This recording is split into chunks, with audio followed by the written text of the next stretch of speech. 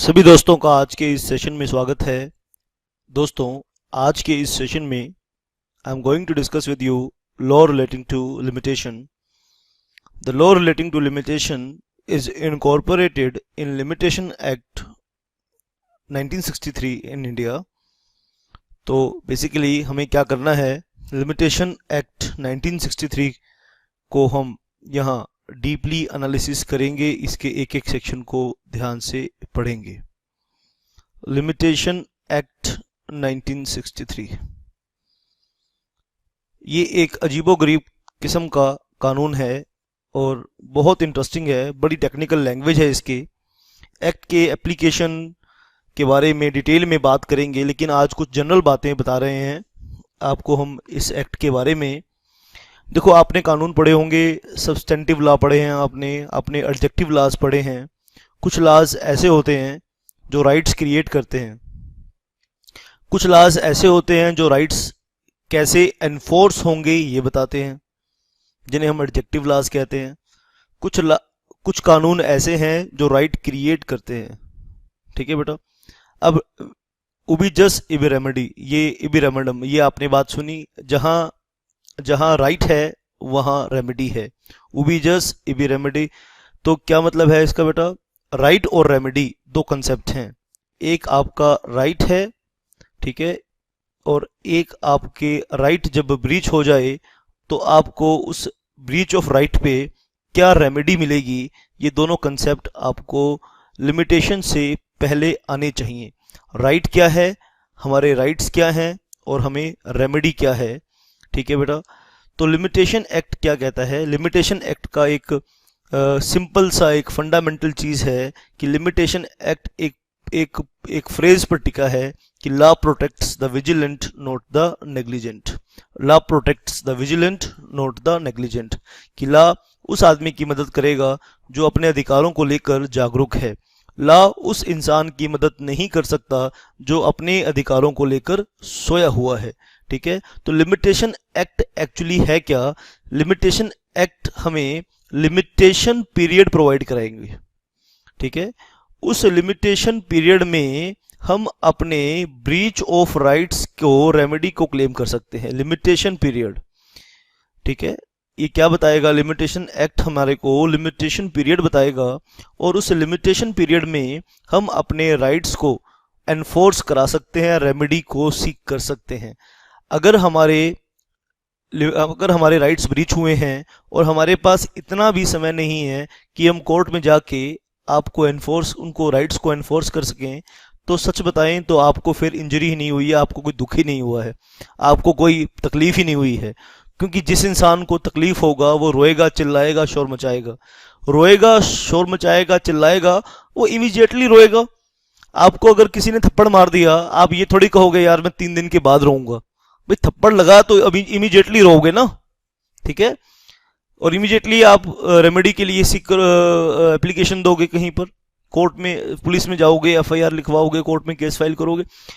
तो ये थोड़ी होता है कि दर्द, चोट आज आपको पहुंचाई और आप बोलते हैं कि नहीं यार चलो देखेंगे, टाइम मिला तो रोएंगे, अदरवाइज नहीं रोएंगे।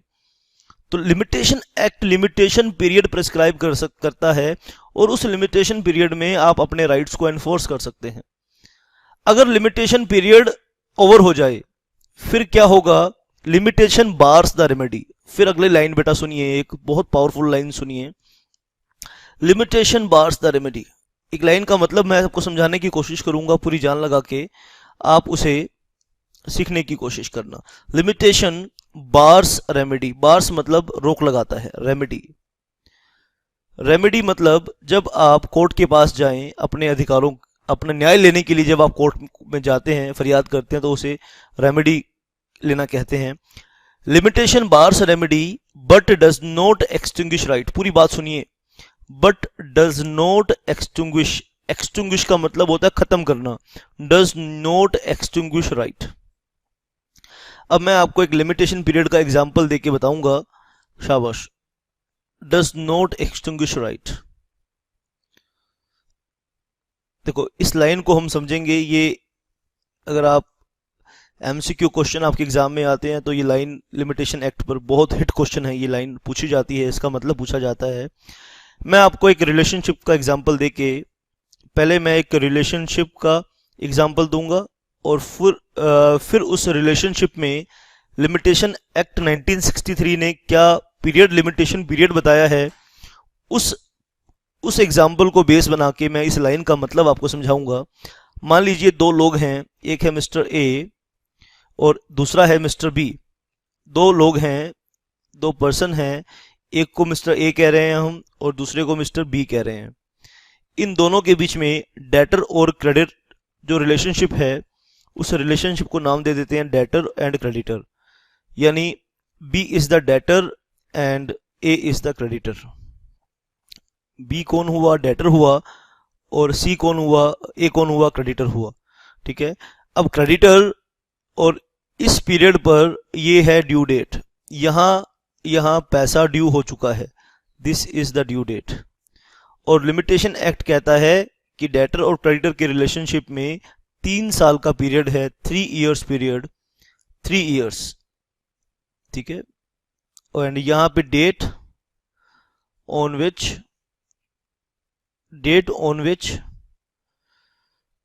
limitation period expires, date on which limitation period expires। ये यहां पर लिमिटेशन पीरियड खत्म हो जाता है, लिमिटेशन पीरियड एक्सपायर हो जाता है। Date on which limitation period expires. कहां लिमिटेशन पीरियड एक्सपायर हो जाता है? लिमिटेशन एक्सपीरियड इस पॉइंट पर खत्म हो जाता है। तो ये क्या है? Limitation period. ये जो 3 साल का, ये क्या है? Limitation period. अगर क्रेडिटर ड्यू डेट के 3 साल यानी पैसा ड्यू हो गया और 3 साल तक ये पहलवान महाराज पैसा मांगने ही नहीं जाता, तो क्या होगा? लिमिटेशन बार्स द रेमेडी, यानी अगर ये 3 साल के अंदर पैसा मांगने चला जाए, ठीक है, ए 3 साल के अंदर बी से पैसा मांगने चला जाए और बी पैसा ना दे, तो ए कोर्ट में केस फाइल कर सकता है। और अगर ये 3 साल बीत जाएं तो A lost his right to claim the money from B. आप पूछो क्यों? क्योंकि लिमिटेशन एक्ट ने बार्स द रेमेडी कर दिया। Once the limitation period is over, you can not claim your right through the court. आप कोर्ट में जाके अपने राइट को क्लेम नहीं कर सकते। लिमिटेशन बार्स रेमेडी, ये यहां तक बात तो समझ में आई। अब इस लाइन को हमने दो तरीके से पढ़ना है। पहले एक तरीके से पढ़ना है, फिर उसके दूसरे पार्ट को पढ़ना है। तो लिमिटेशन बार्स रेमेडी, ये बात समझ में आ जाती है सर। आइए दूसरी लाइन भी मैं आपको समझाऊंगा। But does not extinguish right, इसका क्या मतलब है जी? फिर जब रेमेडी नहीं ले सकते तो राइट का क्या मतलब हुआ? तो इंग्लिश का एक लीगल लॉ का एक कंसेप्ट है, उबी जस इमिरेमडम, जहां अधिकार है वहां रेमेडी होनी चाहिए। अरे रेमेडी होनी चाहिए, रेमेडी तो थी, बट आपने क्लेम नहीं की, वो अलग बात है। लॉ प्रोटेक्ट्स द विजिलेंट, हम आपके लिए थोड़ी रुके रहेंगे। By the efflux of time सबूत खत्म हो जाते हैं, by the efflux of time memory slow पड़ जाती है, मेमोरी डिम हो जाती है, रसीद गुम हो जाती है और सारे डॉक्यूमेंट्स खत्म हो जाते हैं, लोग इधर से उधर मूव कर जाते हैं। लंबा पीरियड है। अगर लोग जो सामने गवाह थे, भाई मैंने पेमेंट कर दी थी और जिसके सामने पेमेंट करी थी वो देश छोड़ के चला गया है, तो there must be some period within which the rights could be enforced. एक लॉजिकल एक पीरियड हम देंगे। उस पीरियड में ये क्या बात हुई कि ड्यू डेट बीत गई, ड्यू डेट आ गई और 3 साल बीत गए, आपके महाराज आपको पैसे मांगने का समय नहीं है। कैसे इंसान हो आप? इसका मतलब पैसे की जरूरत नहीं है आपको। इसका मतलब तकिए के नीचे और बेड के ऊपर नोटों की घड़ियां हैं आपकी, कि आपको अपने पैसे की जरूरत नहीं है। आपके पास इतना टाइम नहीं लगा कि आप जाके पैसे मांग लो। तो ऐसे नेग्लिजेंट पर्सन को लॉ क्यों प्रोटेक्ट करे? अरे हमारे जो जुडिशियल ऑफिसर्स हैं, जो इतना बेचारे पढ़कर आए हैं, इतने साल मशक्कत करके आए हैं, वो एक ऐसे इंसान के लिए क्यों अपने दिमाग को खर्च करें जिसे परवाह ही नहीं है अपने अधिकारों की? न्याय किसे चाहिए? What is the meaning of न्याय? मरहम। न्याय क्या होता है? मरहम। चोट पे जब किसी को जख्म होता है तो उस पर मरहम लगाई जाती है, उसको कहते हैं न्याय, जस्टिस।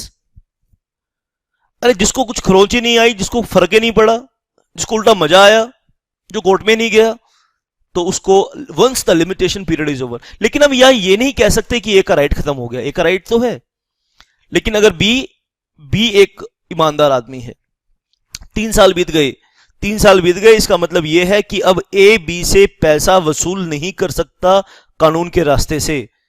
लेकिन बी के अंदर जमीर जिंदा है, वो कहता है मैं इंसान हूं। अरे भाई तू इंसान है, तो बी कहता है ए को, देख भाई, देख भाई, हाँ ये बात मान ली कि तेरा कोई अधिकार नहीं है मेरे पे, तेरा कोई तू अपनी रेमेडी क्लेम नहीं कर सकता, लेकिन मेरा पैसा, मैंने तेरे से पैसा तो लिया था, मैंने तेरे से उधार माल तो लिया था, ले भाई अपने पैसे वापस ले ले। ठीक है, लिमिटेशन एक्ट अधिकार को खत्म नहीं करता। ठीक है, इसी चीज को मैं दूसरे अंदाज से लिखना चाहूंगा, घुमा घुमा के लिखता है बेटा ये आपके एग्जाम में क्वेश्चन, इसमें जो घुमा घुमा के आता है। तो आइए सुन लीजिए क्रक्स क्या है कि लिमिटेशन, जो लिमिटेशन एक्ट है, the law of limitation does not extinguish the right. ठीक है, आइए बहुत प्यार से मेरी बात को आप सुनेंगे और समझने की कोशिश करेंगे। Law of limitation, limitation does not extinguish, does not extinguish, extinguish मतलब खत्म करना, does not extinguish the right। भाई राइट तो है, ये तो फैक्ट है कि राइट है, does not extinguish the right, but it extinguishes, it extinguishes, it extinguishes the remedy। इसका सिंपल मतलब यह है कि आप कोर्ट में केस फाइल नहीं कर सकते हैं। Once the limitation period is over, once the limitation period is over, the aggrieved party cannot file a case in the court. अब ये बड़ा सेंसिटिव इशू है।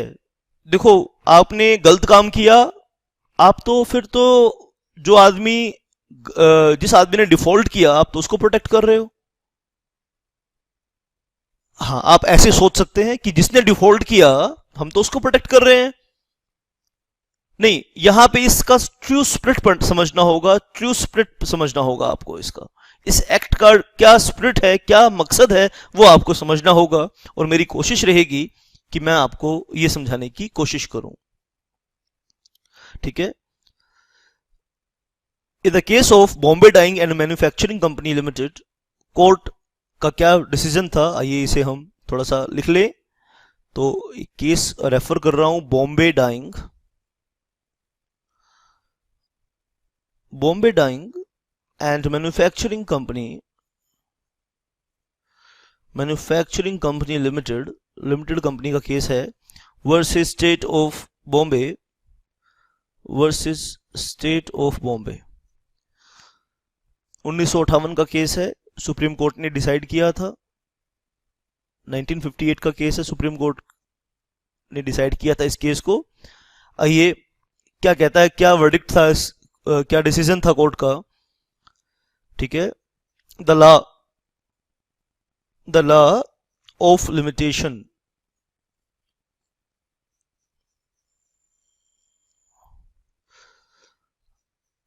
The law of limitation bars the remedy. I think अब आपको ये language समझ में आ रही होगी, bars the remedy.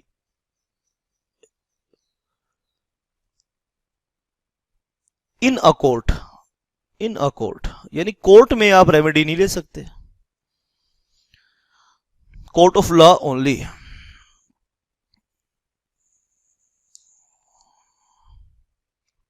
When the period of, इसका मतलब कोर्ट से बाहर ले सकते हैं। अब कोर्ट से बाहर कैसे लेंगे, ये बात समझने की है। When the period of limitation, Munna भाई को सुपारी देंगे, हाँ हो सकती है, क्यों नहीं हो सकती। ठीक है, हो सकती है भाई, मुन्ना भाई को सुपारी दे सकते हो। The law of limitation pass the remedy in a court of law only, in a court of law only. बेटा एक नंबर आ जाएगा इस पॉइंट को अगर याद रह गया तो आपको ये, in a court of law only. The law of limitation bars the remedy in a court of law only when the period of limitation, when the period of limitation has expired. Period of limitation has expired. बात को आप ध्यान से समझेंगे और सुनने की कोशिश भी करेंगे, समझने की कोशिश करेंगे। सुन तो आप रहे हैं, सुनने की कोशिश भी कुछ लोगों को करनी पड़ती है। हियरिंग और लिसनिंग में फर्क होता है भाई। But it does not extinguish the right, ये मैं नहीं बोल रहा, ये कोर्ट बोल रहा है, उस सुप्रीम कोर्ट बोल रहा है उस ऊपर वाले केस में। But it does not extinguish the right, it does not extinguish the right.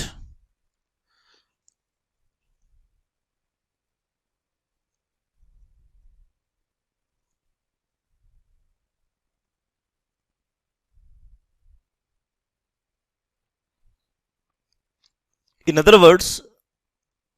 Words आइए बात को नोट करते जाएंगे, नोट करेंगे साथ साथ तो बात ज्यादा समझ में आएगी। एक रजिस्टर बनाइए लिमिटेशन एक्ट का और उसमें चीजें नोट करिए तो ज्यादा मजा आएगा।